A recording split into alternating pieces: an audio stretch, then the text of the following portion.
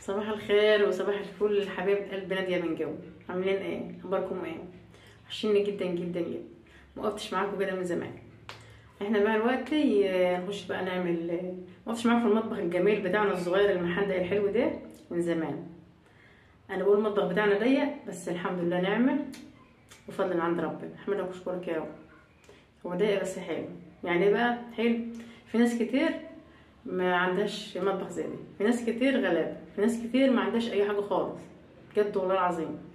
يعني انا كنت رحت مع ابو حكيم اللي هو ابني يعني سوق، يعني في بلد فضولنا كده، كان راح يبيع بسله، قلت له هاجي معاه.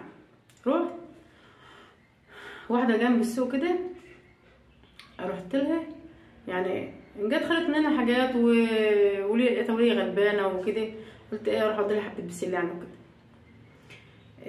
بصراحه يعني انا من ساعه ما رحت وانا حزين بجد والله العظيم، حزينه قوي قوي كمان، وغلبانه غلبانه غلبانه. احنا نحمد ربنا الحمد لله. من ساعه ابو حكيم بيقول لي يا ريتك ما جيت معايا يا ماما، يا ريتك ما جيت معايا يا ماما، يا ريتك ما جيت معايا. ليه شايلتني هم الوليه. بصراحه انا زعلانه عشان زعلانه بجد عشانها قوي قوي، يعني بتقطع في قلبي كده من ساعه ما شفت بيتها وشفت حتتها وشفت عيشتها. ويعني الحمد لله الحمد لله على كل شيء ربنا بعته لنا، الحمد لله على كل شيء. نحمد ربنا يا جماعه بجد، نحمد ربنا كل يوم الصبح ونبوس ايدنا وش وضهر، عشان ربنا بيدينا رزق احنا مش حاسين به بجد والله العظيم. الحمد لله عطينا اولاد كويسين، عطينا صحه، عطينا كل حاجه حلوه احنا مش حاسين بها بجد. احمدك واشكرك يا رب. يعني اعطي ولادي ربنا يبارك لهم يا رب ويديهم الصحه بحق النبي، ويدي لاولادكم الصحه ويبارك لكم فيهم. الحمد لله الحمد لله. احمدك واشكرك يا رب، نعمه من عند ربنا. انا بقول لكم من ساعه ما جيت وانا بصراحه حزينه والله العظيم بجد. متزعلوش مني لو كنت بقول لكم حاجه زي دي، بس انا كنت عايزه اتكلم مع اي حد، افضفض مع اي حد على الست الغلبانه دي. وفي ناس هنا كتير قلت لهم، وحبيت ان انا يعني ايه، يعني في ناس كتير بتطلع لله. حبيت ان في هنا يعني في ناس كتير وطلبت منهم قالوا احنا هنجيب لك وان شاء الله اروح تاني بقى واوديها الحاجات دي، واللي ربنا يقدرنا عليه ان شاء الله هعمله لها بجد. يعني هي ست كبيره في السن، ما هي صغيره ومعاها عيله صغيره برضو مش كبيره برضو، وناس غلابه، يعني ناس غلابه بجد. يعني الحمد لله نحمد ربنا، نحمد ربنا ونشكر فضله يا رب. يلا الحمد لله. معلش بقى مش هيركوا همي، بس عايزه افضفض مع اي حد بجد، يعني لان كانت معانا بس كده. يلا بقى نخش بقى نشوف هنعمل ايه في مطبخنا النهارده الحلو المتواضع الجميل. ما اقولكوش تاني بقى الحمد لله، بس على طول الحمد لله، على طول تقولي الحمد لله، عشان ربنا كل ما بتقولي الحمد لله ربنا بيزيدك من نعم الله. الحمد لله يعني اللي تقدري تقوليه خلاص وانت متضايقه خالص كده اهوت والدنيا مقفوله في وشك، قولي الحمد لله. والله العظيم اقسم بالله انا بتبقى الدنيا مسوديه في وشي خالص كده اهوت واقول الحمد لله، ربنا بيفكها من اوسع الابواب بجد والله العظيم. حصلت معايا كم مره، ما اقدرش اقول اكتر من الحمد لله. احمد ربنا على كل حاجه ربنا اداها لك. يلا هشوفكم بقى، يعني نخش بقى كده نشوف المطبخ بتاعنا ايه هنعمل النهارده كده. حاجه سريعه كده، طبخه سريعه كده وخفيفه وسهله خالص. يعني عندنا بقى بسله، دي بسله من عندنا معاكم السمنه خالص. احنا خلاص خلصنا البسله لان هي جاب كتير، انا هاخد بقى شويه صغيرين واسيب الباقي. نعمل دولت ايه، هنعمل دولت بقى وكفايه علينا دول النهارده.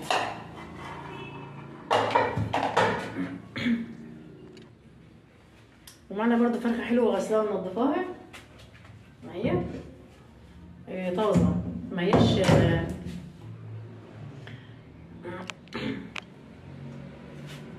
طازه، يعني ايه ذبحاها يعني وغسلاها ومنضفاها ونقعها بميه وليمون ومظبطاها يعني وايه على الطبيخ على طول. هولع بقى عليهم على طول دلوقتي معاك اهوت، وجايبه طماطم وحاله هي تعملها عشان ايه نبقى مع بعض كده.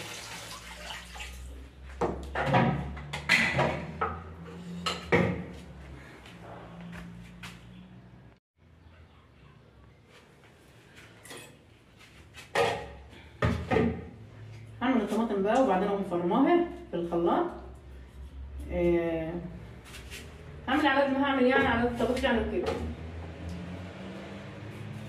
ماشي يا حبايب قلبي، ربنا يبارك لكم يا رب ويدوكم الصحه ويخلي لكم اولادكم حق النبي يا رب ويسترها معاكم. انا اتكلمت معاكم كلام ده كله، ما قلتلكوش اعملوا لايك ولا اشتراك على فكره، ما قلتلكوش اعملوا لايك ولا اشتراك. انا مش عايزه اقول لكم لان انتوا اخواتي وحبايبي وكل حاجه لي بجد يعني. انتوا احلى اخوات في الدنيا، احلى اخوات جات لي يعني. ربنا يبارك لي فيكم ويصحبكم يا رب.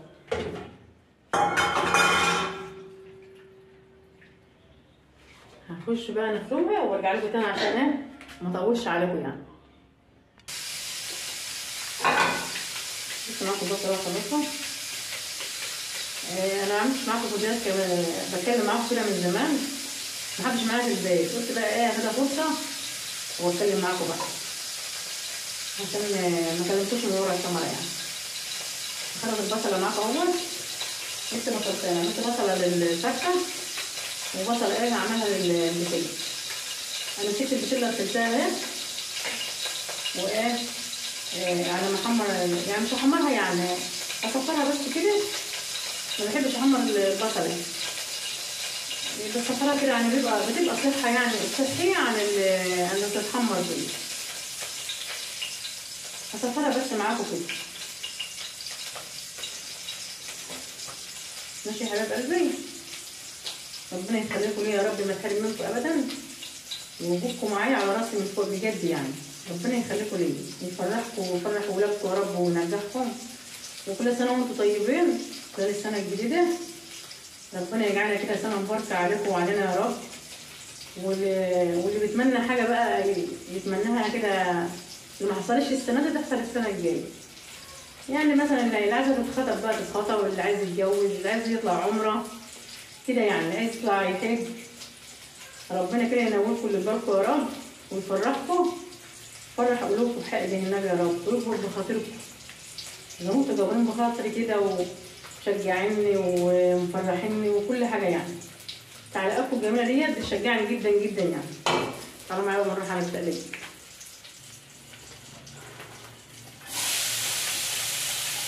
ربنا يخليكم يا رب بحق النبي يا رب.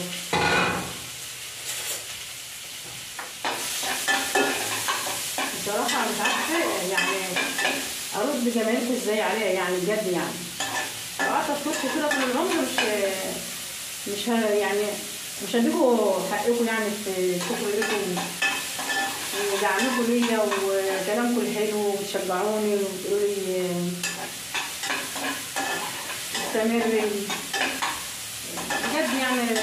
ربنا يجبر بخاطركم يا رب ويخليكم ليا بحق جهنم.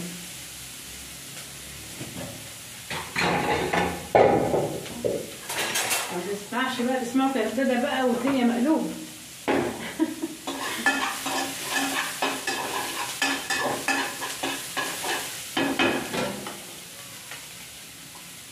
وقتها بسيطه اهي.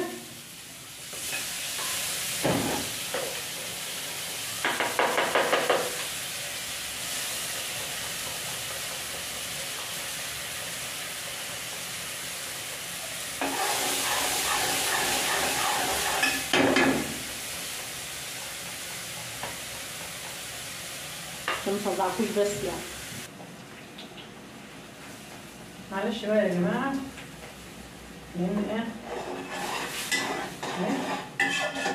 استوت اهي. بس انا غسلاها ومظبطاها يعني.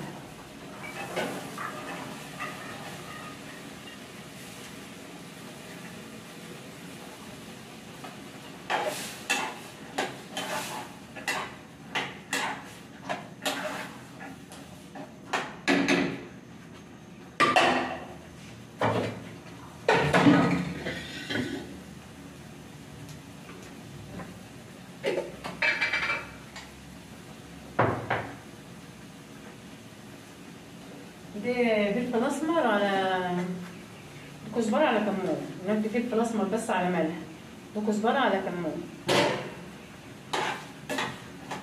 انا اللي دقاها، انا اللي عاملاها في الخلاط عندي يعني ايه انا اللي صحناها، كنت جايباها من حد كده، وصحنت الفلفل وصحنت الكمون برضه، وعامله برضه شطه على مالح، يعني زي ما انت عايزه.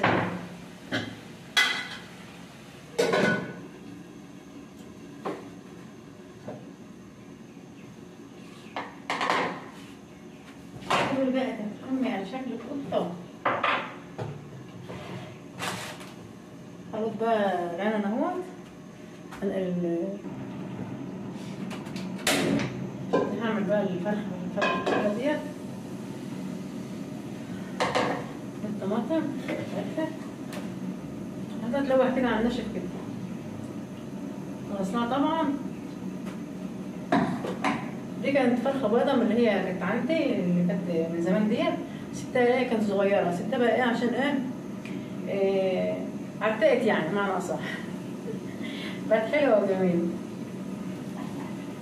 ممكن اقطعها وممكن اسيبها زي ما هي كده، بس بقوم اعملها بعدها كده عشان يبقى شكلها حلو يعني.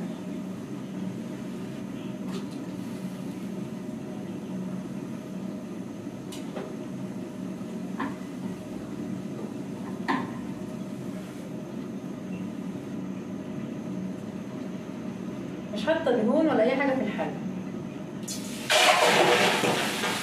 ولا سكوت اهي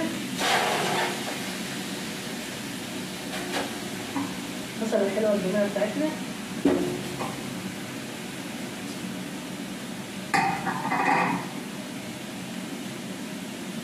احط برضه فلفل اسمر عليها. انا بحب الفلفل الاسمر دي في الاكل قوي، جميل يعني، بيخلي ريحه البتاع حلوه قوي.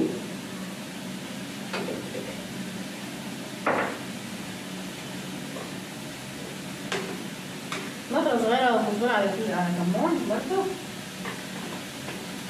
البهارات الحاجات اللي انت بتعملها في البيت ديت احلى من اللي في الشارع على فكره. اسيبها تتلوث خالص، وما تتحطش عليها كده، واقوم حاطه عليها طماطم يعني.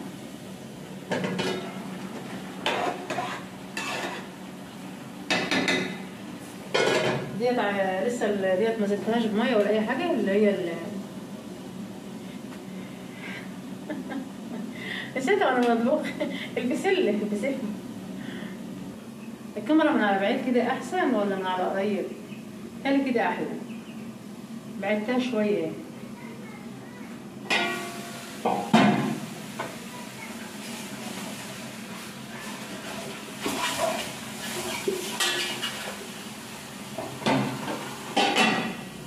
روحها جامد وظبطها. شويه ورق لورا حطهم عليها برضه، ارسم كده بايدك.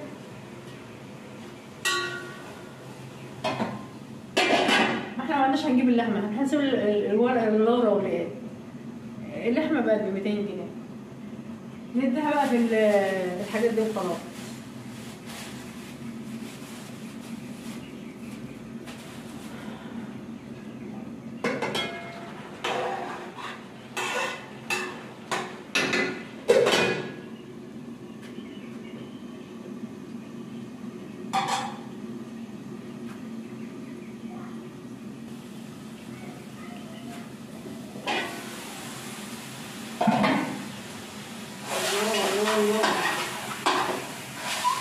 شم الريحه بقى، ريحتها روعه، بسم الله ما شاء الله جميله. حط بقى على شويه طماطم الحلوين بتوعنا. انا بحب الشوربه حمرا يعني. اهمت بقى.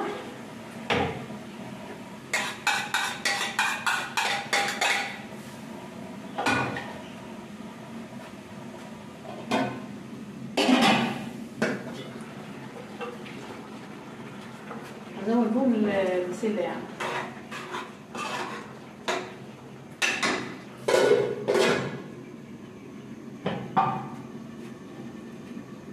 هجيب بقى ميه لهم. الشطه الملح بتوعنا الجمال. والله شويه بسله روعه وموال جمال. سكر بقى بس هحط لها طماطم اهي بتاع الميه واسيبها بقى مع نفسها.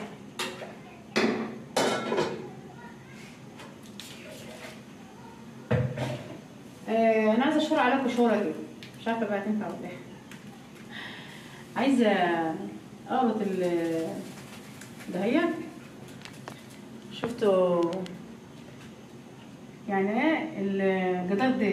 اقرطه كده من فوق ومن تحت هنا كده واعملها رخام عشان ايه اوسع المطبخ شويه. يعني مثلا ايه الحاجات ممكن اصور من هنا، احط التصوير من هنا يجيب المطبخ كله، او ممكن يعني مثلا نحط عليها طبيخنا، نحط عليها حاجتنا، تبقى رخامه حلوه كبيره كده. رايكم ايه؟ بشاركوا برضه في الحكايه دي. انا بفكر فيها بقالي الوقت اكتر من شهرين، بس انا برضه يعني متردده. بقول يعني المطبخ صغير هعمل فيه واكلف فيه وهو صغير وضيق. يعني مثلا انا لو عملته دهنته او مثلا عملت الرخامه اللي بقول لكم دي هيبقى حلو، ولا اسيبني منه واعمل المطبخ التاني اللي كنت قايله لكم عليه قبل كده؟ في هنا اوضه فاضيه كده كنت قايله لكم عليها قبل كده ومحدش رد عليها بصراحه.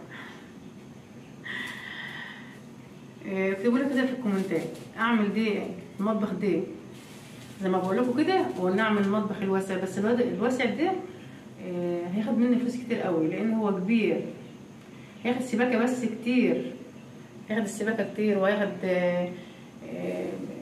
بتاع شاني وخشب وهياخد حاجات كتير قوي. لكن دي قصدي يعني ليه ملموم على قد، يعني على قد ما انا هقدر اعمل وقتي، على قد القرش اللي يجي معايا اعمله يعني. لكن انا لو فتحت هناك كده بصراحه يعني مش هيسد يعني يعني فلوس كتير قوي وانا مش مقدره اللي هو خالص اهي.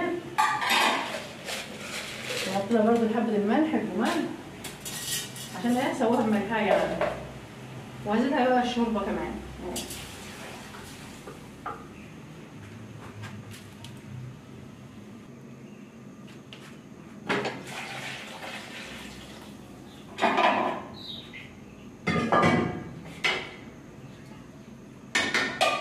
زي ما بقيت الصوب راحتها، ودي برضه هتغلي غلت اهي. برضه الصوب راحتها، هو روق مطبخنا بقى معاكم كده. انا كنت بفكر بقى ادهنه، اجيب دهان وادهنه واعمل طماطم على الفوق بتاع الخلاط، ولو سبته كده هيقوم بايظ. يعني ايه ما تهمليش في الحاجه لان الحاجه غلت يا جماعه بجد يعني. عشان تعرفي تجيبي له البوتاجاز بتاع خلاط زي ده النهارده مش هتعرفي. لو وقع عليه ميه بتاع طماطم مره واثنين وسبتين هيقوم جاي محروق منك خساره. وحاجه بتوقف بقى معاش تقدر تعملي حاجه وكده، بدل ما تروحي لجيرانك تقول لهم انا عايزه، او مثلا سلفتك او اي حاجه عندك يبقى حاجتك في بيتك يعني. ماشي يا عمري، ربنا يبارك لكم يا رب ويديكم الصحه. شوروا عليها كده وقولوا لي في الكومنتات التعليقات يعني الكومنتات يعني ايه ادهنه واعمل له ارفف من اللي هي عايزه اعمل له تقفيلات، اللي هي اعمل تقفيلات خشب هنا، واعمل بقى ايه حته خشبه برضو هنا وحته هنا على الحوض للاطباق والكوبايات والحاجات دي. ولا اسيبني منه واروح المطبخ اللي بقول لكم عليه. انا يعني ايه بقول كده يعني بشوفكم في الحاجه زي دي، لان الحاجه بتاعتي هنا مكدده على بعضها وما بعرفش ان انا اثبتها، ومواعيني محطوطه تحت الرخامه برضه اهي مش لاقيه حته احطها فيها. ويعني بصراحه الدنيا مكدده معايا يعني.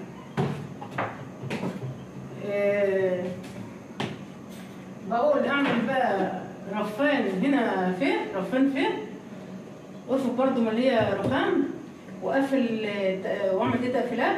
الرخام دي اعمل تقفيلات. شوف المواعين، هوريكم المواعين اهي اهي تحت الرخامه ازاي بغسلها واحطها تحت الرخام. عايزه اقفل بقى دي كده، اقفلها مثلا، آه، اقفلها معاكم يعني، ولا اعمل ايه؟ مش عارفه يعني. انا بشور عليكم انتوا اخواتي برضو، واشور عليكم يعني ايه تشوروا عليا يعني. انتوا ممكن تكونوا عارفين عني مثلا، او التجربات دي انتوا جربتوها كتير او اي حاجه من دي. مثلا ايه، هعمل هنا كده حتتين خشب على الحوض، حته مثلا احط فيها الاطباق، وحته ايه تبقى مثلا الكوبايات، واعمل هنا رفين، واقفل بتاع من تحت كده، والرخام من تحت اقفله بخشب برضه، واعمل بتاع دي تمسكها اقصها، الجدار ده هو اقصه واعمله رخام منه، يبقى منه في الصاله كده، يبقى منه في الصاله رخامه كبيره بقى واسعه وحلوه، نحط عليها طبيخي، احط عليها حاجتي كده يعني. ولا اعمل ايه؟ محتاره انا بجد، محتاره، وقلت اتكلم معاكم في الموضوع ده، انتوا هتدلوني يعني على الحقيقه. ربنا يصلح حالكم يا رب. اكتبوا لي بقى في التعليق كده يا حبايب قلبي اعمل ايه. اسيبكم بقى عشان تصدعوا مني بجد يعني. عشان انا النهارده ما عدتش معايا النهارده، قلت فرصه اتكلم معاكم. امسك بقى نروح المطبخ، هنروح بقى المطبخ مع بعض. ازازه الزيت خلصت وزعلان عشانها قوي. معلش بقى انا بشفيكوا بقى وشيلتكم مسؤوليتي، ربنا يعينكم يا رب ويقويكم، ربنا يخليكم لي يا رب. هغسل بقى الرز وانقعه واجهزه يعني، وعشان ايه، على ما الاكل يستوي يعني كده، وبعدين ان شاء الله هسرح يعني بجهز كده وبخلص، عشان انا سارحه لسه مخلصناش والله شغل في البسل. ربنا يعيننا ويقوينا يا رب، ويعينكم ويقويكم، ربنا يخليكم. معلش بقى انا توشكوا في مقدمه كده، مقدمه طويله عليكم كده، انا لوحدي في البيت بقى، وقلت ايه عفوا يا جماعه، قلت بقى فرصه بقى اتكلم معاكم شويه وفضفض معاكم واشاركوا في حاجه كده، يا رب كده يكون قد المسؤوليه يا رب. بغسل الرز بقى وبنقعه وبحط عليه ملح وكل حاجه، عشان ايه اما اجي اولع ما ممكن انسى الملح، ممكن ما افتكروش كده يعني، الدنيا بتقوم ملخبطه مع الواحد.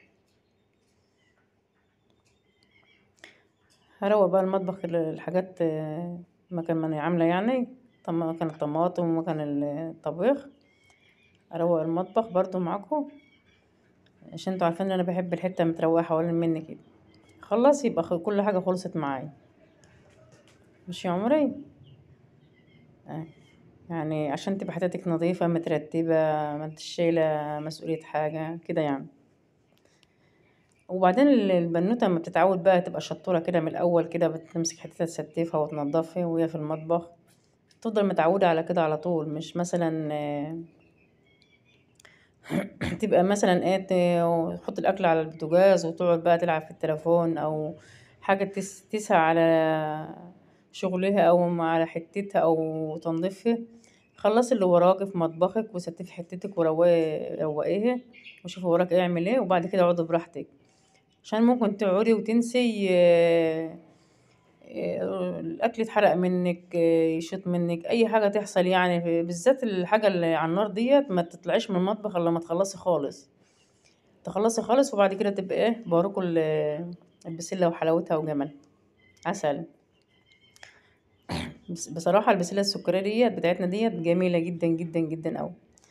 لقيتها كتير، قمت ما عملت طبخت طبخه، وعملت التانية عنها في الفرازه اهيت عادي يعني، ما بغلاش حاجه، بحطها كده ولا بلوحها ولا بعمل فيها اي حاجه، بحطها في الكيس بس بحوش الهواء منه وبقفله حلو عليه، عشان ميبقاش مفيص يلقط ريحة من اي حاجة من الفرازل يعني، او اي حاجة كده يعني، تبقى نضيفة معاك وتبقى زي الفل.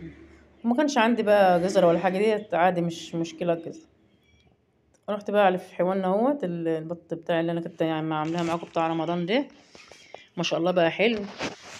بحط بقى حبة عيش بهرسهم جامد، وحبة عليقة وناشف في بعضه كله، واقلبه على بعضه واحط لهم ياكلوا ناشف.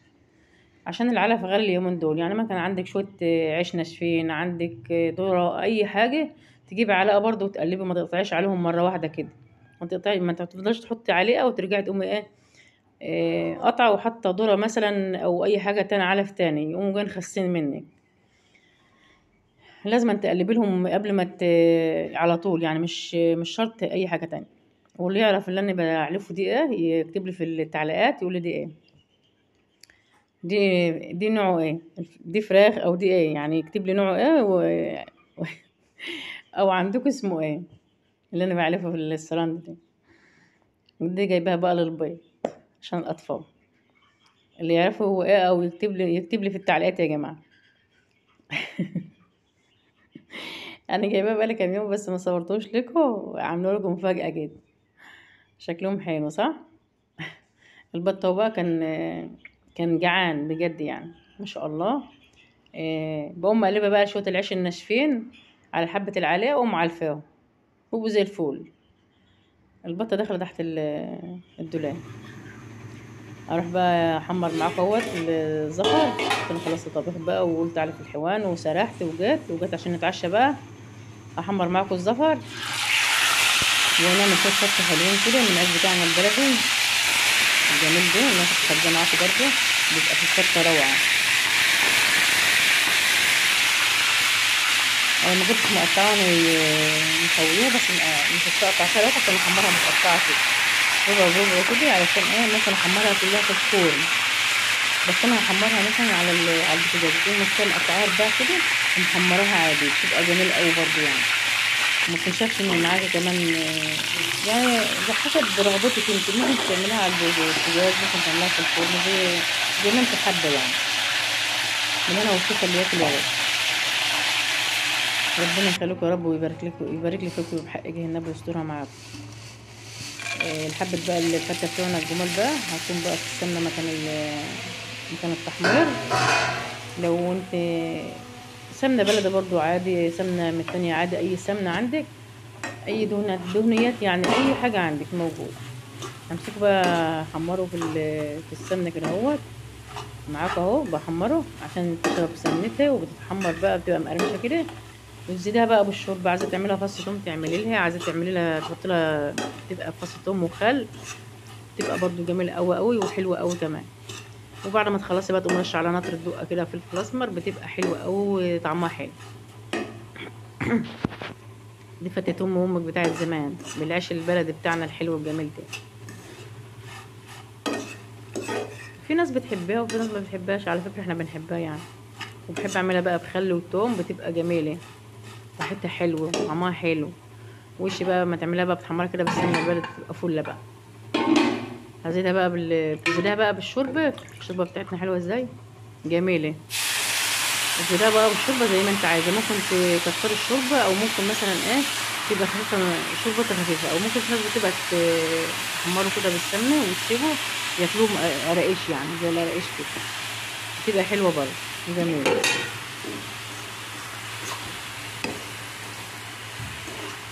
اهي انت كده عشان ما تعجنش منك، ما تكتريش لها الشوربه، خليها مفرفره كده وحلوه.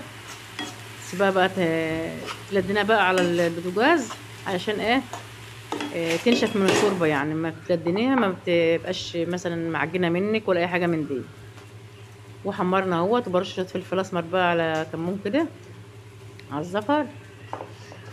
واللي في التفصيل هناك دي كانت انا ناقصه سمنه من اللي كنت انا قليه بها، لان كانت هتبقى كتير على رشيت برضه شويه فلفل اسمر برضه بتاع ملح كده على الفته بتاعتنا الحلوه الجميله ديت. جربها كده وهتبقى روعه، بس بالعيش البلدي يا جماعه. ولو عايزه تعملي من العيش بتاعنا برضو عادي بتبقى فل.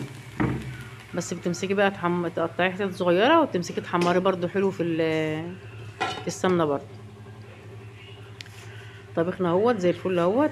السمنه دي يا ام حكيم يا عسل، مش لاقي حد يشجعنا يا جماعه، بشجع نفسي ولا ايه مش عارفه. هغرب بقى واحط الاكل عشان نتغدى، لان ما كانش هنا حد الا انا وابو حكيم بس. الجماعه التانيين كانوا مهاجرين بره البلد. اتفضلوا معانا بقى يا جماعه اتغدوا معانا. خلصنا الفيديو بتاعنا، ربنا يصلح حالكم كده ويكبر بخاطركم. واشوفكم في فيديو جديد احلى واحلى، واسيبكم في رعاية الله. هيمشي منكم يا حبايب قلب.